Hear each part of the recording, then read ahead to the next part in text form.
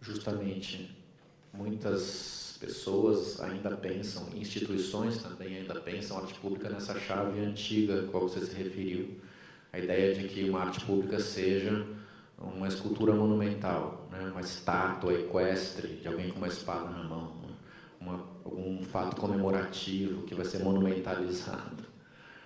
É uma compreensão ainda do século XIX, né? Essa.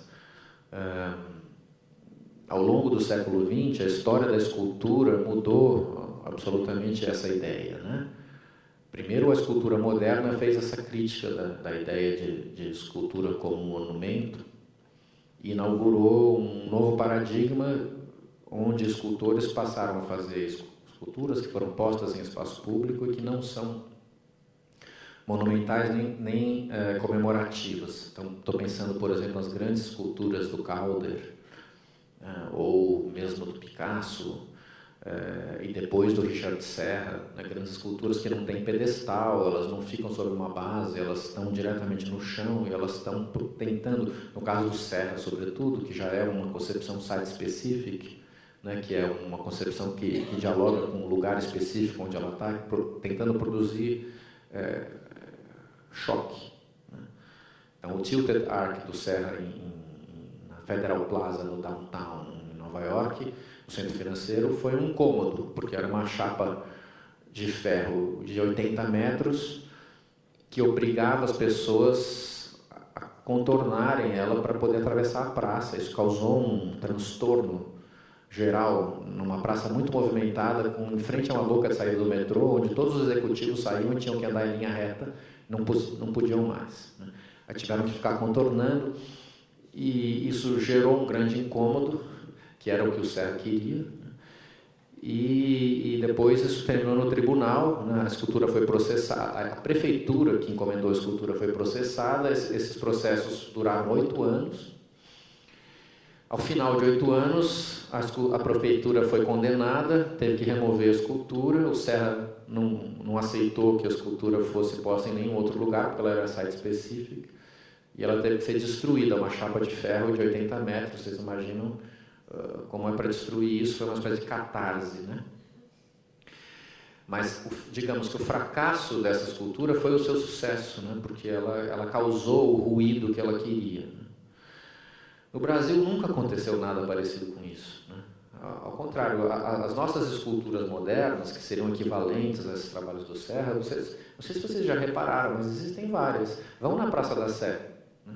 O que acontece com elas? Elas não causaram incômodo nenhum para ninguém, elas estão lá vandalizadas e pichadas e esquecidas. Por quê? Por várias razões. Né? Porque a gente não tem um Richard Serra, mas o principal é que a gente não tem esfera pública, né? Os Estados Unidos têm. Quer dizer, o que é esfera pública? A esfera pública é uma dimensão, um domínio onde você reconhece aquilo como uma instância pública e você, como cidadão, se sente afetado por aquilo, as pessoas se organizam, debatem, entram na justiça contra. Né? Isso é impensável no Brasil.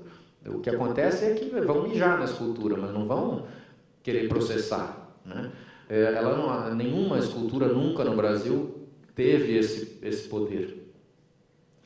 Então, quer dizer, isso é uma longa discussão. Esse é um assunto que eu discuto muito, é uma área grande das minhas pesquisas. Né? O Elliott Sica, que talvez fosse o nosso artista que mais poderia entrar nessa questão, porque o Elliott Sica era um artista neoconcreto, portanto era um artista de matriz construtiva, poderia ser um artista que iria entrar com a questão da arte para discutir a questão pública.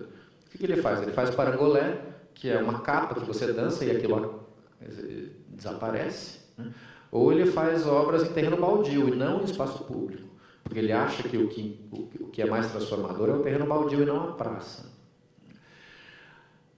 Vai longe por aí essa discussão, mas para dizer o seguinte, o que eu acho interessante discutir, né, na chave disso que você pergunta, é entender que o espaço público, em cidades do capitalismo tardio e periférico como as nossas, necessariamente o espaço público é um lugar de conflito. Quer dizer, o que é interessante que um artista possa fazer é conseguir trazer à tona uma dimensão de conflito, de disputa. Né? E isso é que é muito diferente do como os arquitetos normalmente pensam. E quando a gente, né, eu me coloco desse lado, os arquitetos urbanistas vão projetar uma praça, o que imaginam? Um lugar da paz, um lugar pacificado, um lugar bucólico. Pensam numa praça europeia, num lugar onde você vai dar milho para os pombos e ficar numa relação contemplativa. Né?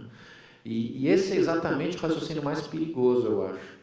Porque tudo que pode haver de interessante, como potencialidade na ideia de espaço público numa cidade como São Paulo, é que ele traga à tona a dimensão de conflito que a sociedade tem. Infelizmente, esse conflito está ficando perigoso hoje em dia, está ficando violento, a sociedade está violenta demais. Mas, idealmente, esse conflito seria uma mediação das diferenças. O espaço público seria o lugar onde essas diferenças poderiam aflorar e serem teatralizadas e mediadas de alguma forma.